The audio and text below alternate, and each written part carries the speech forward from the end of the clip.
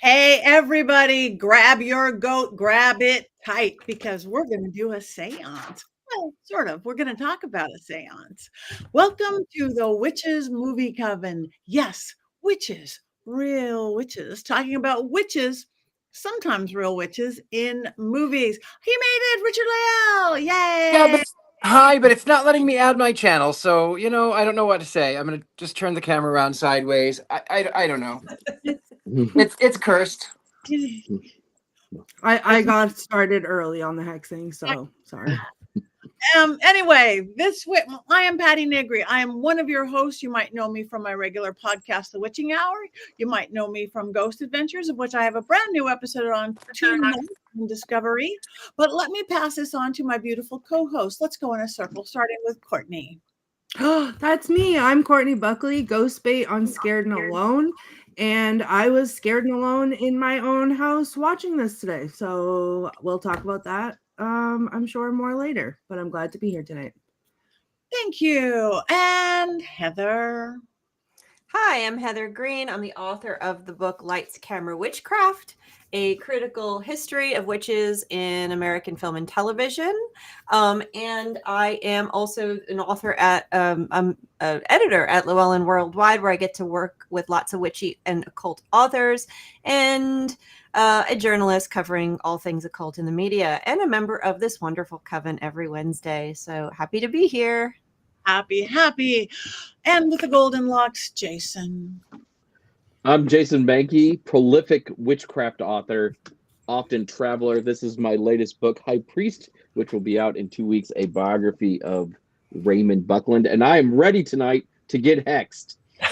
Yeah. Well, we missed hexing last week completely. It was we were something missing.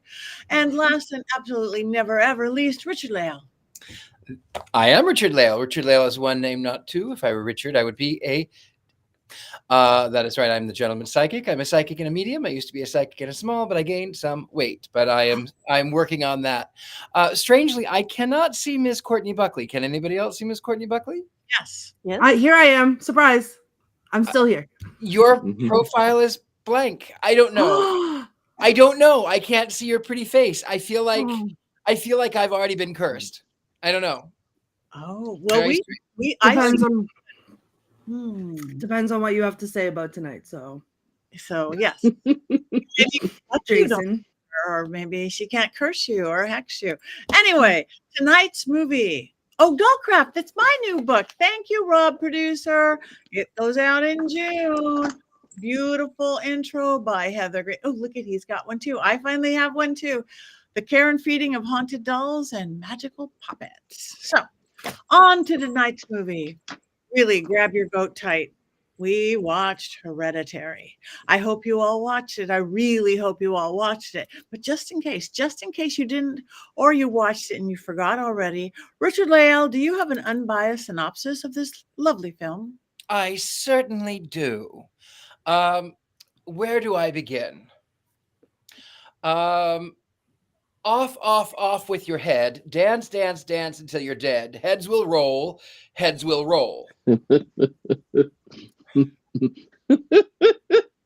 Sorry.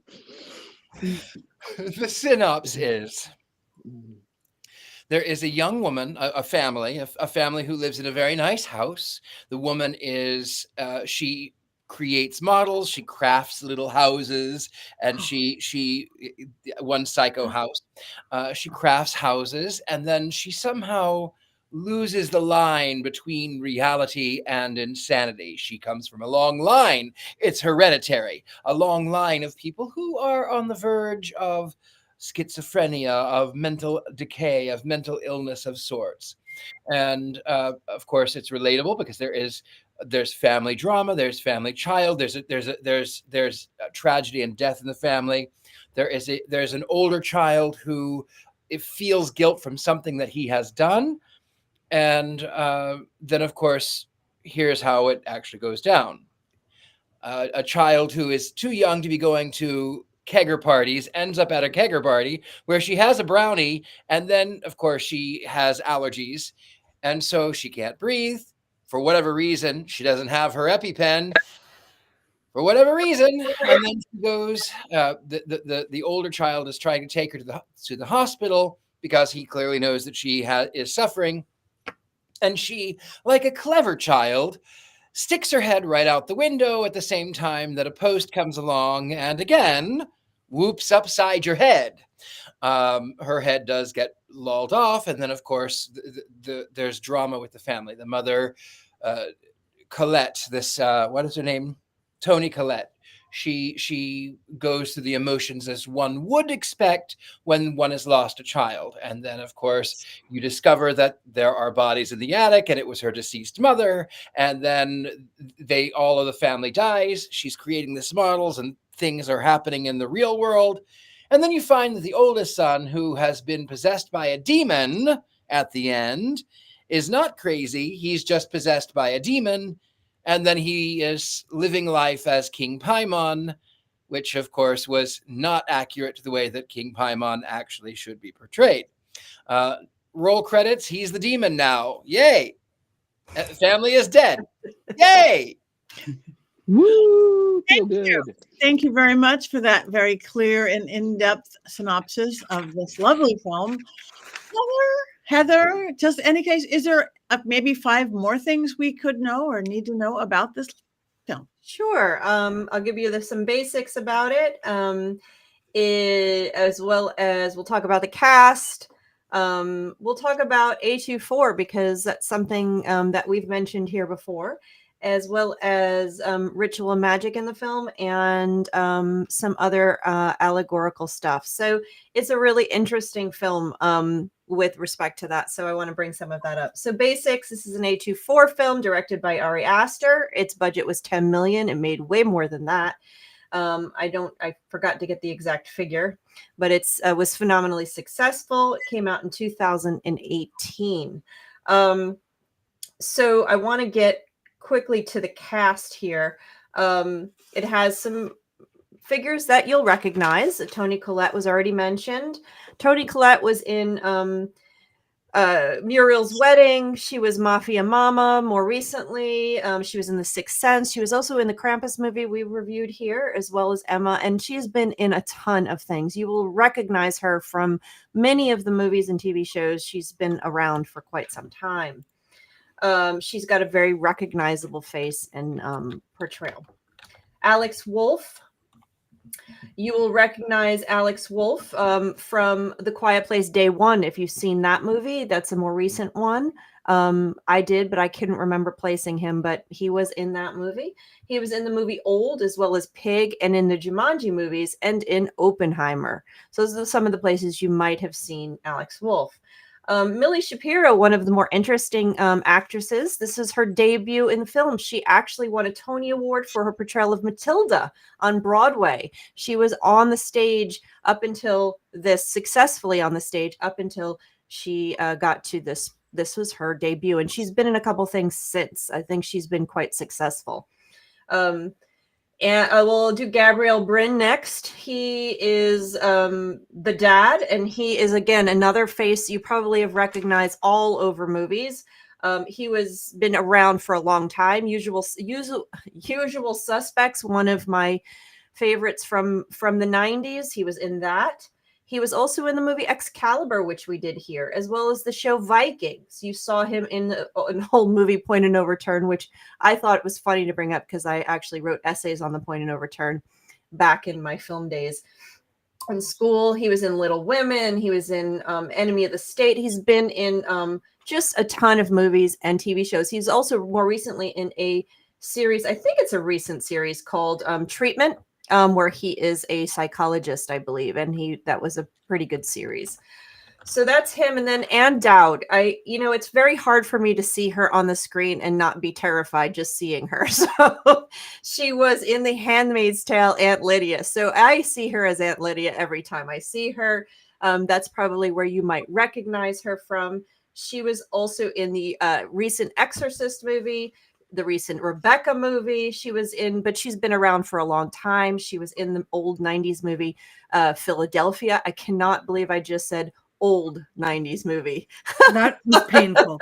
That was Yep. painful for me too as it came out of my mouth. Let's go to the old folks' home. Going to the old folks' home. She was also in Lorenzo's Oil from the 90s. She's been around for a long time, making appearances here and there. However, every time I see her, I cannot unsee her as Aunt Lydia. And now she plays this character, which makes it even that much worse.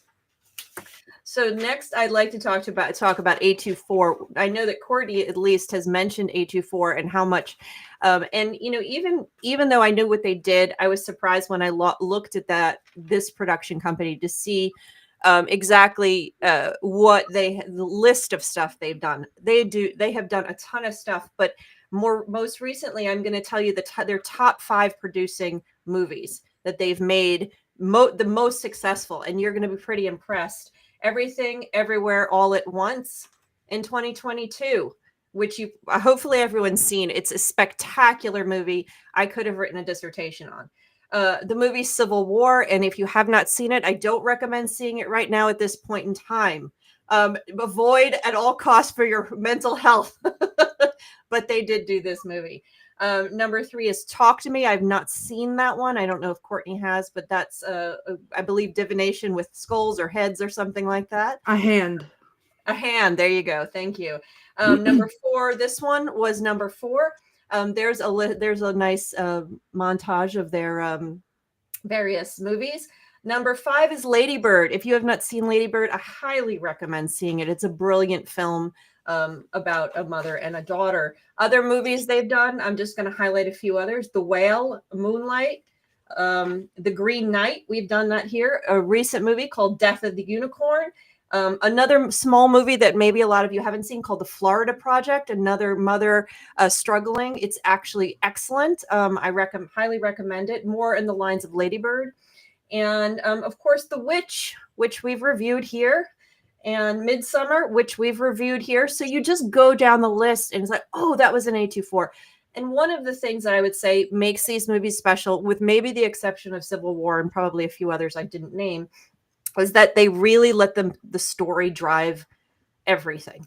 The story is so important in these movies, whether it's a small story like Lady Bird between 2 characters or The Florida Project, or whether it's more fanciful and really using the medium as art like The Witch or Lighthouse, or even Everything All at Once. That's the story is so essential to these movies, which is what makes them so good.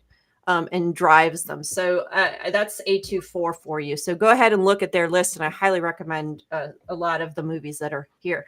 And then let's see. So that was A24. So then Ritual Magic. Of course, we've already noted that.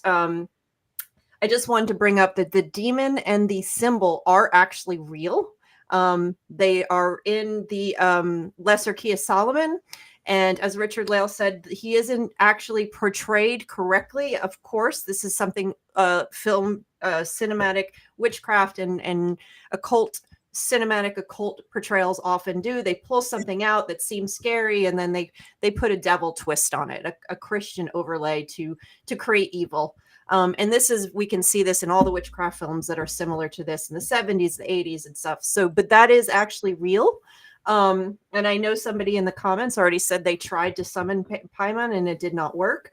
So, I'll leave that to everyone else's magic and workings. I'm not going to recommend or not recommend on that note, but that was some real stuff. But that's going to take me to number 5, which is this movie fits into a lot of the movies in the 70s, particularly that have covens that appear, that do ritualistic magic to some type of evil entity, whether it's a demon or whatever they call it, Barabbas and Tanis, which was very big in the 70s. Here we have Paimon, whatever the case is.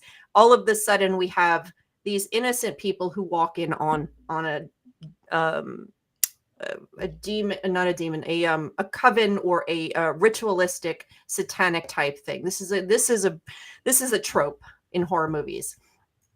It's also more of a trope. It really recalls when you have the nudity at the end and the ritualistic, all of that stuff really feels very much like we're turning to either the early 70s horror films specifically them, because that's the end where usually those films end, where the coven and the evil survive, and everybody gets consumed into it, which is what happens here. Or some in the 80s too. I made a couple things. To Save a Child has similar to this, but the 80s films that are like this, usually the good overcomes evil. In the 70s films, the evil overcomes the good. So this one, we have the evil overcoming the good. So really feels like a 70s, really interesting allegorically, because could this be statements about what we're going through? Could this be allegorically the struggle that we're having right now? Which typically that's what my book is about. So yeah. But also the other thing that's interesting here is it not even about the occult? And this is a question I'll pose, and we can discuss. Is the occult here, or is the ritualistic behaviors and the coven, or whatever they're called, is it just an allegory for trauma? For a trauma that a family passes on, and it doesn't really exist? Acquiring minds. And the other possibility is this an allegory for the way we look at gender in this world? Because in the end, the girls are killed, and who are these? The person that's uninteresting, just regular old kid, the guy has nothing special about him. He's the one who eventually winds up being the head of the coven, which is very typical for 70s occult films. They find the male, this white male standing up there. There's all these older people who are worshiping him. So is this sort of this throwback allegory to gender and gender roles, and what our society thinks is good and what our society rejects? So there's so much going on here. I'm just throwing that out. I won't go any further, because that's where we get into dissertation level, and I kind of go off the rails. So, but there's some really interesting things, and that's the point. This movie has more to it than the basic story. You have the basic story, which is interesting, and then you have possibilities.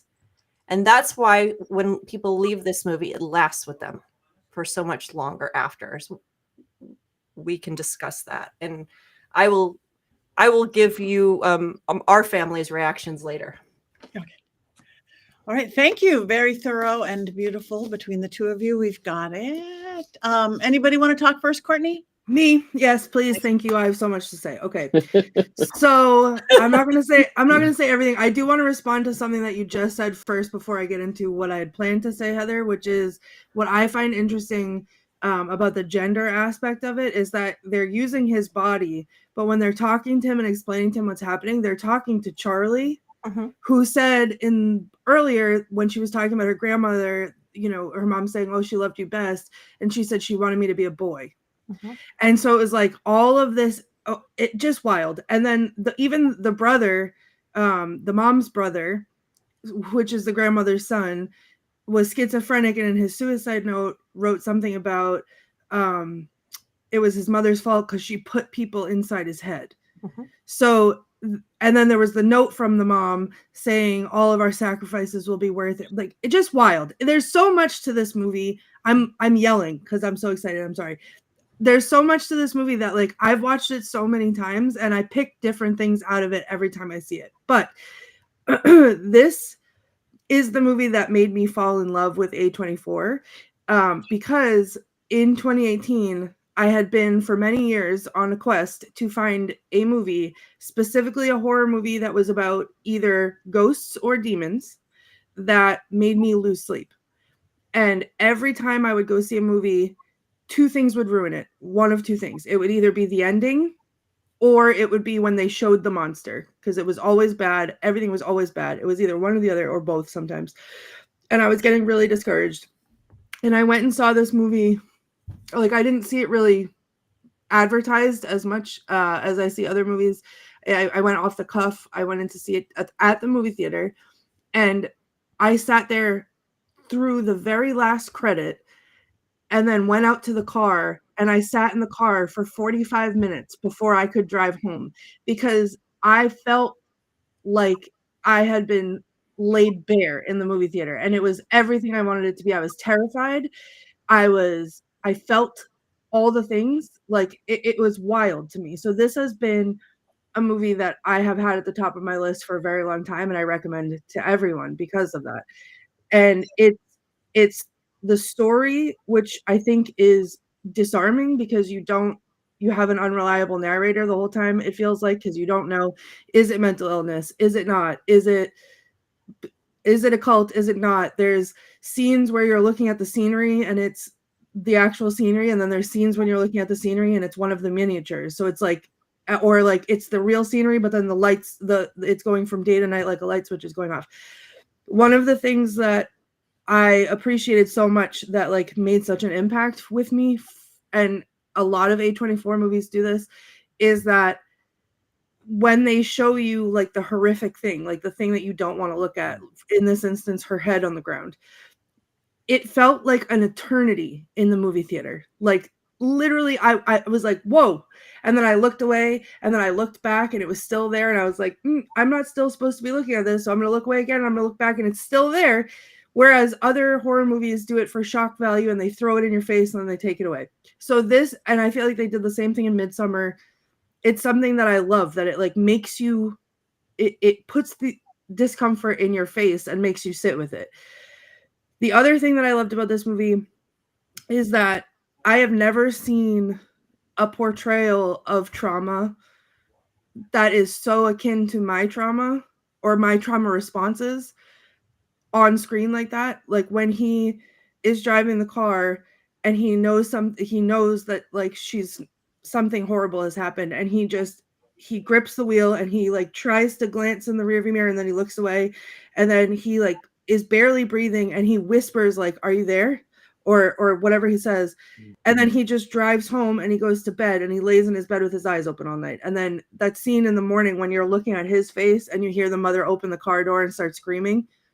Amazing. But it's that like, I literally, if I acknowledge that this is happening, I will not survive it. Like I cannot process this in my brain at all. And that's like one of my biggest trauma responses. So to watch it so perfectly displayed on the screen like that blew my mind. Hold on, I have other notes. Let me see if I covered everything that I wanted to cover in the beginning. Yeah, just I think that this movie spoke to me on so many levels. I like to go through and I like to decipher.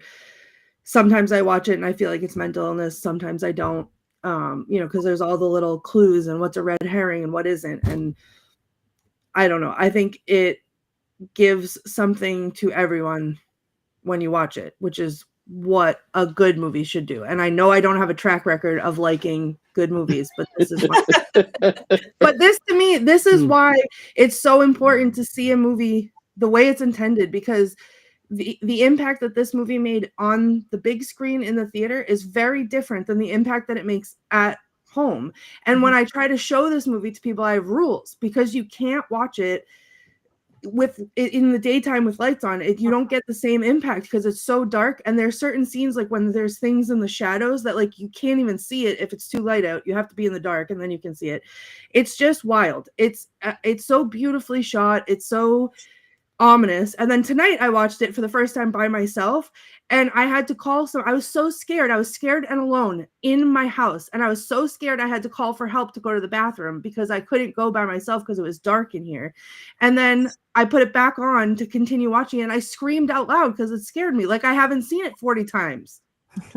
So there it is. I love this movie, and anyone who says differently, this will be the biggest hex of them all. So okay. Well, we love it. We all love it. We no. Get hexed. I applaud you to be able to get truly scared like that. I mean, I get scared in the moment. This was great. I got scared because I love to get scared, one. And number two, but this is what I do. This is seances, kind of spiritualist seances. And I, as a rule, because of my career, I don't like to be afraid at seances because that would be a weakness in me. So it was a total love-hate, having so much fear around a seance. It was like, oh my God, oh my God, oh my God. But I can't imagine, and I was scared and I was watching it in all the right places, but I can't imagine had I had to get up and go to the bathroom that that fear would hold me. I think that's awesome that you have that ability, Well, Courtney. I was in the dark. Okay, Patty, let's not pretend like after the Villisca Axe murder house, I didn't sleep with the lights on for 5 weeks. Okay. I play brave on TV and I'm actually a chicken. And I was alone in that nobody's here in my whole house, and all of the lights were off because that's the rule. And you have to watch this movie with all of the lights off. So I had nothing. And I couldn't, there was 100 ghosts between me and the bathroom. I couldn't do it. And a Roomba. And the right here in the office. I had to make eye contact with it when I walked past. And look behind you. Is your Robert the doll in a box? 2 of them, yeah. You know, Yeah. he can't breathe in a box. Wise. Well, Yes, and put it in the basement too, like just far from you. Box. Out Yes, just box. He can't breathe. I hope you don't have any Barbies in a box. I have $1 in a box. I may have to hex you. My first hexing. I'll have to come out. They have breathing room. I can stick my finger in there. And do Oh, you yes. want to live in a box? yes. Do you Stick want your to live in finger a in box? I wish that I was in a box, because then maybe I would have been protected to go to the bathroom and I could be an adult instead of an infant about it. Okay. But I couldn't because I was scared. And then I came back. First of all, I waited so long to use the bathroom that I was in the middle of the most horrific part of the movie when she's up in the ceiling. Okay. That's though, don't do that, first of all, because that's so scary. And then she's like scuttling around. No, thank you. And then I went to the bathroom because I knew I couldn't, I just had to. And then I come back and I push play. And then that's when she comes charging out of the corner of the room. And I literally, like, Alicia is there she is. Alicia's in the comments. She's the one that was on the phone with me while I was going to the bathroom. And I screamed in her ear because it just scared me so much. And now I don't know how I'm going to get out of the office. I'm in here with the lights on, but there's no lights on anywhere else in the house. So I'm going to have to call for help just to go, just leave. Okay. Because I'm terrified and I'm alone. And I'm not as brave as I pretend to be. so you were scared and alone. Right. In my Uh-huh. own house. And I don't like that. We missed an episode opportunity there. I almost went live just to have people around me. People around. So I could pee. I must say, I agree with you about all of that, really. But about the relationship, the pain that they felt. I'm just not used to seeing or experiencing pain like that in a movie. That the trauma of what worse can happen to this family. What worse can happen to this family? I mean, I don't even have children, and I can't imagine losing a child would be the worst thing on the planet. And everything was so. This was definitely the designer, like dirty, icky. The people, they weren't, you knew they took baths, but it was dirty, icky. It just, everything about it. I got sucked in from the beginning until the end. Okay, I'll go. The first half of the film is not predictable. The first half of the film, you think, as you get into it, I'm going to have this creepy child doing creepy little girl things. And then, of course, they end her life. And then it sort of becomes a little bit more predictable. Like, the plausibility that it is a literal demon becomes much more plausible towards the end. And it is that old trope that you would have seen in the 70s. As someone who studies the demons regularly, I did not like the portrayal. King Paimon and all of the demons and all of the kings of hell and whatnot. King Paimon is actually a gentleman, and he will come in the form of a young person with an androgynous face. So he'll have a feminine face, and he rides on a dromedary, and he comes in with trumpets, and it's loud and it's obnoxious, or he will come as an old man. And he has a daughter that is a bad-built butch body. She also rides on a dromedary, but they both are, they're both known for their kindness as far as demons go. So I didn't appreciate the sort of slanderous version of what King Paimon is or is not. I will say, however, that I do, as far as magic goes, I do understand a little bit. I understand the trauma aspect of it. Um, but even as an artist myself, in the miniatures, that was where I really I felt my magic. I started when I was a kid. I remember I was about 10, and I sat down and I drew a Victorian parlor. It had the sofa and the portieres. Now, this is something I actually did a little bit later on. This is a model that I did of the Addams Family Mansion. So there's a little portrait of me, which actually came before the real life-size portrait of me. That's my house. Anyway, so when I was a kid, I had drawn this portrait of a Victorian parlor, and this drawing, and I had wanted it, and I manifested it. I focused my energy on that, and then as I get older, yes, I did the Addams Family model. I did both the interior and the exterior. I've done doll houses. I've done it because it helps. It's a way for me to have some form of control, which is a trauma response. So you have some form of control, and it is your perfect little world. It is something that you are creating that other people cannot. So is it a demon or is it mental illness? Well, yes and no and no. I think that it's a little bit of both. I was not scared. I did not find anything scary about this film, but it takes a lot to actually scare me, especially over a film. I think the hardest thing was Toni Collette's portrayal of this mother who has gone through so much loss, and then to have her husband, who, for all intents and purposes, is trying to figure out, where do I fit in this? And maybe you're the crazy one because these things didn't happen before I met you. Why is this happening? Maybe you're the crazy one. So that adds layer upon the trauma. So there's a lot of trauma. But as far as the magic goes, I do understand the magic because it is a way to create something that you can control. And when her mind has slipped as it has, she is desperately seeking something to control. It's a brilliant art form. It's brilliantly done. It's dark. It's beautiful. It is not scary. I try to think of times that I've actually been scared on not just even of a film, but scared for real. Oh, I do know when I was scared for real.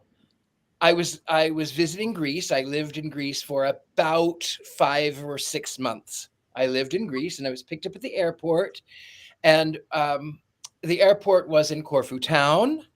And I was living in Sidari, which is the other side of the island. And this Greek man picked me up in his BMW, and he proceeded to speed, doing 80, 90, 100 miles an hour around corners, over like near cliffs, passing trucks in a no passing zone. Yeah, I was scared then. I think that's the only time I've actually been scared. That's scary. Thank you. Jason. I've just been trying to be quiet and hang out in this corner in order to not get hexed. A lot of my feelings about this movie, I think Richard-Lael hit on some of them in his synopsis, and then he hit on it when he was just talking too. To me, this always felt like two different films. There's like the first half, and then when Charlie dies, to me, that was a shocking moment. And I was like, oh, I mean, I'm not shocked in films very often. That was shocking. And then the other part of the movie feels like an entirely different movie in places, because to me, at that point, it stops being sort of the psychological thing to there's a real occult thing going on here now. And while I was originally watching the movie, I remember kind of getting angry because the occult things were not right. And there's no reason for them to be that wrong in 2018 because there's so much information out there that you can get the occult parts right. You don't have to make things up. you don't have to use the name of a demon and make him something that he's not in order to have a film. You can work with these things, and I just didn't feel like Ari Aster did that. And I love Midsummer, so I don't hate the director, writer, or anything, but I just feel like there were other things that could have been better about this movie. I know, Courtney, you're getting your hex ready, and yeah, so yeah, I mean, to me, it's very fascinating and interesting and beautiful. But there was just something missing that I just couldn't get past, or maybe there were just too many things put into it that didn't need to be put into it, in my opinion. I'm going to jump in and give my opinion now. Are you ready? Mm-hmm. I love this movie. Yes. I disagree with, I don't think it was, I didn't see it as two movies at all. There was one point in the movie halfway where someone on the couch, we were watching it as a family, said, "Where's the horror? When's the horror going to happen?" No, I think what it does beautifully is it's a slow build, and it starts to integrate and weave the cult stuff slowly through it. And the horror in the beginning is really the growth of seeing the trauma, because you don't really know if the cult stuff is part of this. This woman didn't like her mother. Then she reveals what happened to her family. And then you see what's happening, and she buries herself in this reality versus unreality stuff that's going on, which slowly rolls over into more and more occult until it weaves it until the end, and then the kid dies. And it's just like this slow roll that goes over and over and builds and builds and builds. So it isn't like, it's more like The Witch at the beginning, this slow, haunting reality-based horror these people are living in till it starts to weave the occult into it. And I'm going to tell you, when it started to hit hard after the dad died, and they're standing there, and the mom appears up on the back corner, we're all, because it's brilliantly filmed, because you're focused on the main character who's standing there, and all of a sudden you see this white little figure up in the corner, and you're like, oh! And my child sitting next to me, 17-year-old, who loves horror, never gets scared at anything, grabbed onto me and buried down and said, "Mommy, this movie is very scary." It's like, oh my goodness, never scared at anything. And then we watched it, and it was after we couldn't stop talking about it. Like, what was it about? Was there really occult stuff? I love the fact, now I totally get the frustration that Jason was talking about, and that Richard-Lael was talking about them not presenting Paimon right. Yes, they can do it. But I also love that they pulled the 1970s off really well. The naked bodies around, the whole thing. I love the fact that they did that, because I love 70s horror. So that worked for me. I wasn't quite as frustrated with it, because it was like movie land, not occult land. So real occult land. But we could not get over it. I mean, we were talking about it like, what does this mean? And when was she possessed? Was she possessed? When was this person possessed? How did that happen? When did the girl go into the various things? So we all came up with kind of a theory. When we were done and finally calmed down, my same child goes upstairs, bedtime, gets to the top of the stairs. "It's dark up here. Mommy, come up here." "No, I'm not coming up here." Yeah, Mommy, I need you too, please. Go. I said, "You could just turn the lights on," but it's dark. "Turn the lights on. It won't be dark." We're yelling back, a mommy voice and everything. And then I hear silence for a second. And then, "Well, at least my mom's a witch and has salt." And then she goes running into the room. So that was the making sure the demons were not in the dark room, was, "My mom's a witch and has salt." The warning. It was fantastic. We had a great time watching it as a family.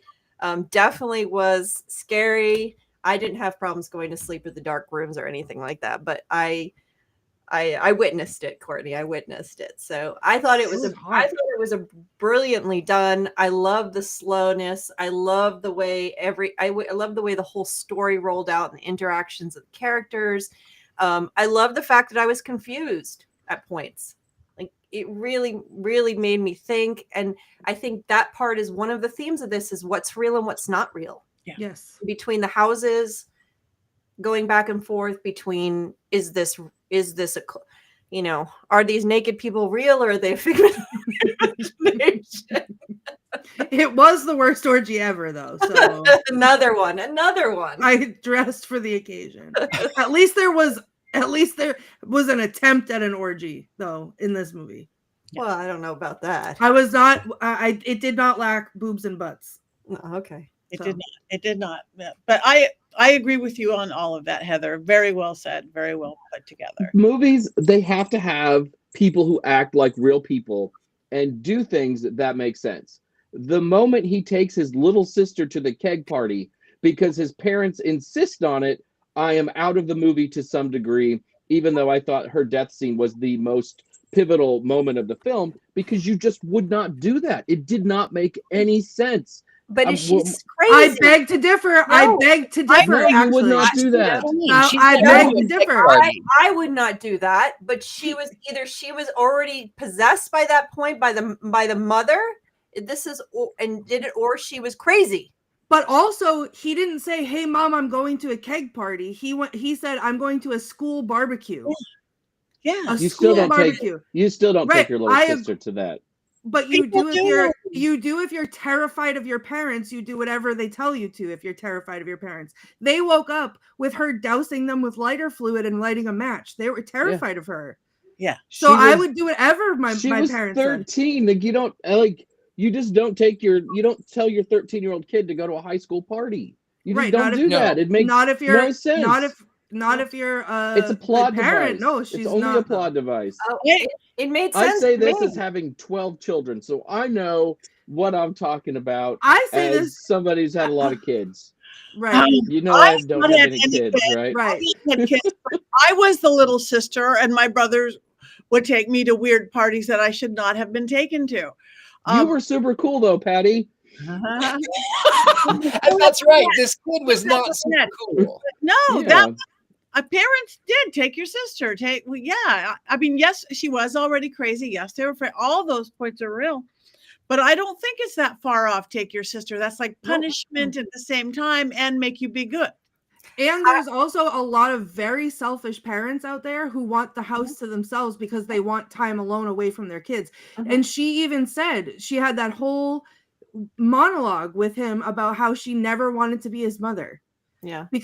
And she tried to miscarry him because she didn't want to be his mother. She didn't want to be his mother, etc. So she's not a good parent. It'll never make sense to me. It'll never make sense to me. Be thankful that it won't, because it makes a world of sense to me. Yeah, it made sense to me too, and it even her, a good mother would have not, even if they had made her go, they would not have forgotten her EpiPen. She is not a good mother. And they forgot her EpiPen every time, like constantly. Yeah, they kept forgetting. She is not a good mother, and she was already off. And then we said, well, maybe, if it is true that if we get the occult demon side as actual true, the demon was aiming to get rid of the girl, to put the girl in the other body, the whole thing. So they might have possessed the mother to lead to those facts. So I totally bought it on multiple levels. Definitely could have worked. I agree wholeheartedly. It was really whacked. Moving on. Do we have any quotes, Courtney? No, this wasn't very quotable, but I did pull some up, but it was not a quotable movie, but I think because it left me speechless that's Courtney. Yes. If I may, I have some quotes that you can use, and you can take credit for these, okay? I won't take any credit because I purposefully did not write any down because I didn't think that any stood out for me. Well, these are the quotes that I have for Courtney.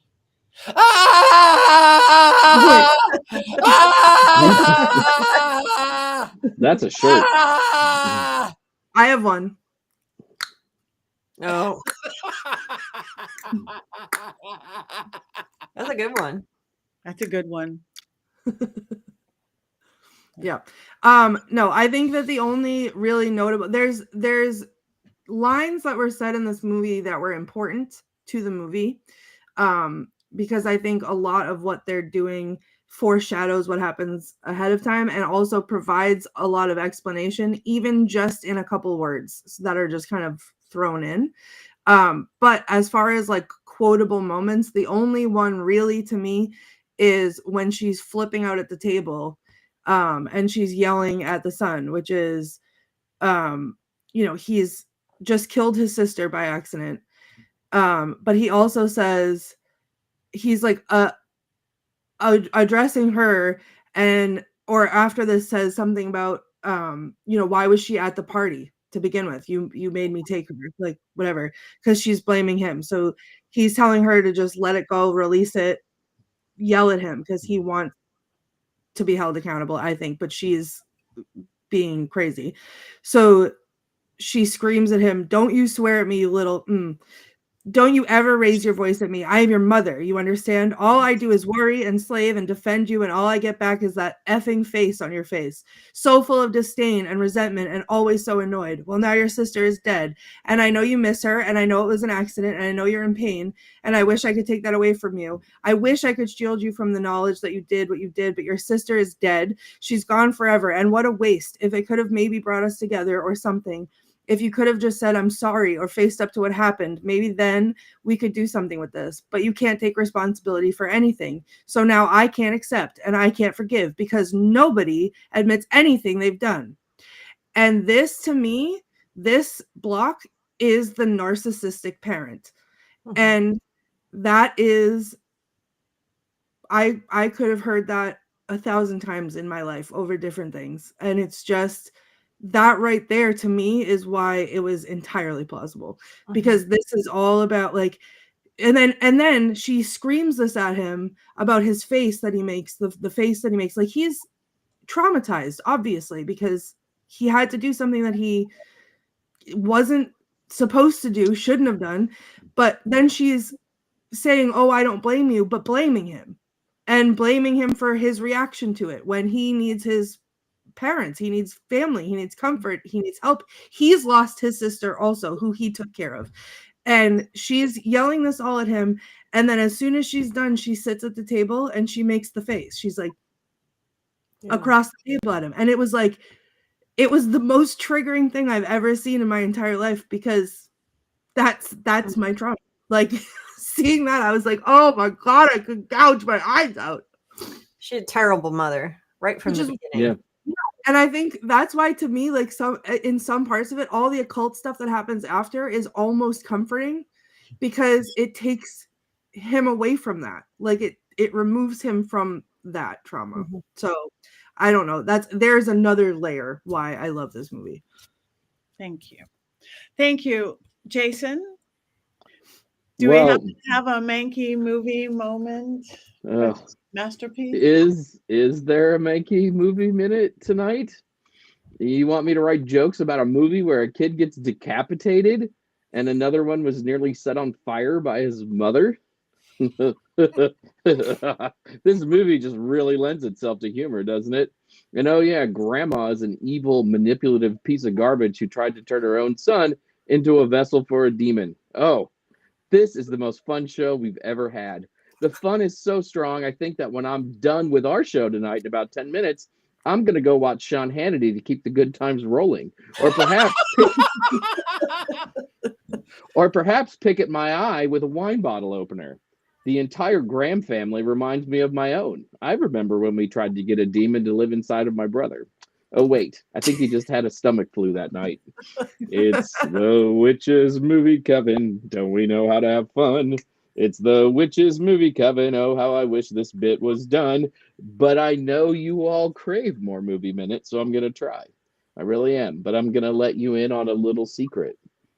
I did not like this movie. I remember the first time I saw it, and I actually laughed at the ending. Oh, yay, you put an evil demon in the body of a stoner kid racked with grief. That seems like a great way to take over the world. I bet that plan is going to be successful. According to the Dictionary Infernal, Paimon is listed as the 22nd most important demon. I know, it's not a great ranking, but one would think that a 22nd ranked demon would demand something at least a little better. There has to be a retired pro wrestler to inhabit, or perhaps an accomplished pickleball player. Maybe someone from Fox News. That seems like an effective way to get the message out. In this day and age, even an obnoxious Instagram influencer might work. Wouldn't you want to start with someone who has a few thousand followers? In my witchcraft Illuminati chat groups, we don't even allow people in unless they have 4,000 followers on Insta. Just between you and me, wink, wink. Just feels like Paimon should have demanded more, much more. Magical sources say Paimon commands either 66 or 25 legions of demons. Do you know how big a legion is? A legion is always at least 5,000 people, so that's a lot of demons to command. I know if I commanded tens of thousands of demons, I would enlist the help of a bunch of senior citizens from the Home for Retired Necromancers to rescue me from my bodiless oblivion. Why have people ever bothered to raise or control demons? Just get Granny to do whatever you need done instead. That seems to be the moral of this film. And Paimon, you are a demon. Why would you even need an elaborate plan to possess someone? There just has to be an easier way. According to crazy preachers, demons can possess you when you play with Ouija boards, practice witchcraft, watch adult films, smoke the devil's lettuce, sip on whiskey, and pretty much dozens of other things. Just seems like a lot of work to inhabit the body of an average person. I'm not here to tell you how you should operate as a demon, but I'll tell you, this doesn't seem to be it. Boom. I'm not clapping. I love the old people summoning demon trope in horror movies. I think that's I so did good. too, like Rosemary's Baby. Rosemary's Baby, The Spell had it, and Brotherhood of Satan had it. It's just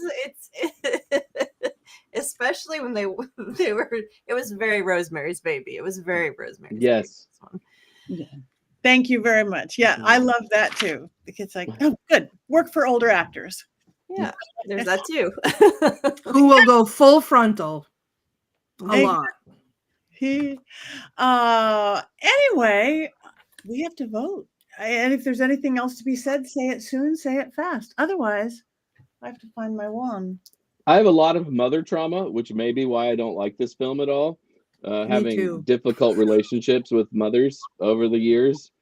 So yeah, maybe that's my issue. Maybe. Okay. 1, 2, 3. Up. I'm going to put 4 legs up. I would put my legs in the air for this. But only so I could make that joke. Actually, I would do it. I mean, I didn't mind. I didn't mind it, Heather. I didn't mind it. My legs are going sideways for that. So up, way down, and a sideways chair. So, okay, everybody in the chat room, please vote. Please vote. Yes, Courtney has great. Same. Nobody's voting. Nobody's voting. Wand up. Yay, Tabitha. Wands up. Yay, Marty. Okay. Come on, somebody stand with Jason. Come on. No, imagine Come on. being as wrong as Come on. Jason is. Love, Imagine love, just having show some such a Jason wrong love. Let's see some Jason love. Oh, Okay, I'm with Jason. I'm going to put mine. I'm going to put all 4 legs on the floor and say, no, this is a bad one. I have 4 legs, so 4 legs counts. You guys are still completely losing because the chat room is with us. Yeah. Chat room Imagine being so wrong. up. yeah, there we go. Christy rules. All right. So, well, you guys get to decide. And I saw some in the chat room. People want to watch it now or rewatch it now after our discussion. And that's all we ever really want. Follow the rules, keep the lights off, and then run to the bathroom like a demon's coming. Yeah. And what are we going to do next weekend? Midsummer's Night Dream. I believe it's 1999. The version. I believe Michelle Pfeiffer's in it. Okay, so next week, Midsummer Night, because we are getting towards Midsummer. So a theme movie. Can't wait for Ghost of It. Yes, tonight, 10 o'clock and 9 Central. Central never has the same time zone as everybody else. I feel very bad for them. It's 10 on the West and 10 on the East, but Central, no. Anyway, so yeah. If you like that spooky sort of seance thing, watch Ghost Adventures tonight. Go to the bathroom alone. It's rough out here, guys. It's real rough out here. I want to get scared like you, Courtney. You listen, I don't know, just Scared and Alone, being on Scared and Alone, like I'm not overacting how afraid I am, because this is what I do in the privacy of my own home also when it's dark and I watch the scary movie. So I just, it's like, it's rough out here. If you It's a really different wanna story get- when sorry. Oh, go ahead, Courtney. Sorry. No, I was go just ahead. gonna say it's different when there's people around, but when I'm by myself, I am the biggest chicken on the planet. If you really want to get scared, I recommend driving around in a golf cart driven by Selena Fox. That is terrifying, and Ari and I both thought we were going to die that day. That is the scariest thing I've ever done. Oh yes, I whoosh in the golf cart, honking. Just honk. Don't go around people. Just honk. I love Selena, but I was very much convinced I was going to die. It was good though that she has like a cemetery on the property of Circle, because they wouldn't have had to move me very far. That's all true. Our host said who has seen Sinners. I have not seen Sinners. Oh. Looks like Please go see Sinners, because like Hereditary, so I've seen Sinners 3 times in the movie theater. It got 100% on Rotten Tomatoes, which I don't always go by Rotten Tomatoes, but this time they were right. Sinners was filmed in IMAX, and so should be seen in IMAX, and this is a very good example of a movie that should be seen in the theater on the big screen. So I've gone to see it 3 times. I will probably see it again. It is hands down one of the best movies I have ever seen. If you go in expecting it to be straight horror, it's not. Oh, so good. don't be... Finally, gay horror. I love it. Oh, well, it was Bravo, it was gay. bravo. It was gay for me because I loved everybody. So it is very horny, but it's also it's beautiful. It's filmed beautifully. The story is incredible. I had chills the whole time. The music is amazing. Just go in, manage expectations, and just rein it, like just soak it in. It was great. beautiful. Minecraft does have a witch. Chicken jockey. We should do Minecraft. We'll think about that. Is that your birthday movie, Courtney? No, Ouija Shark is my birthday movie. Okay. Next year birthday. Next year birthday. All right. So next week, Midsummer, and all of you come back. Tell your friends about us. Like us and follow us on social media. We do have an Instagram page for Witches Movie Coven, as well as all of our individual pages. Again, Ghost Adventures Tonight for all inclined. If you're anywhere near Hickory, North Carolina this weekend, come see me doing seances, ghost hunts, workshops, and all sorts of fun things. Anybody else have anything real fun going on?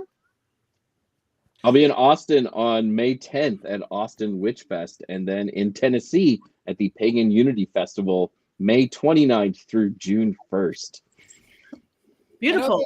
I'll be in Scotland next June. So you can go to tracelesstours.com, Sacred Tours, and you can find me there. You can book now. It's 10 nights, 10 days, 10 nights, I think. So you want to go, you don't want to miss it. Go to Scotland. Who knows? You might want to move there. I might. You never know. I may never want to come back. It's lovely. I already don't. How exciting is that? We're not even there yet. All right. So yes, like us, follow us, go to our websites, buy our books, and get scared, get really scared, because we like to get scared and be witchy. And we have one more thing. What, Courtney? You're good. I was just gonna say, speak for yourself, because I don't know how I'm getting out of this office tonight. Do you have your phone with you with You a need to call flashlight? me. Just call us. It's fine. I'm on the West Coast. Like, I'm up for many, many more hours. Patty's super busy all the time, but I'm home because I don't have as much of a life. Yeah, but I'm mad at you, so Aw. I don't know. I think that you'll summon demons to my house just If to you prove call me me, wrong. I'll just tell you to turn the lights on. Right. Throw some salt at it, Buckley. Get excited when you're scared, just like she did with her 17. I'm just gonna open the door and go and see if anything comes. So Yeah, call the producers. One more thing to do. on Discovery Channel now. Oh yeah, it's 10 o'clock back east. So It is. I hope it's good. I'll see you in 3 hours at my watch power at my favorite dive bar, oldest bar in Hollywood. So on that note, 1, 2, 3.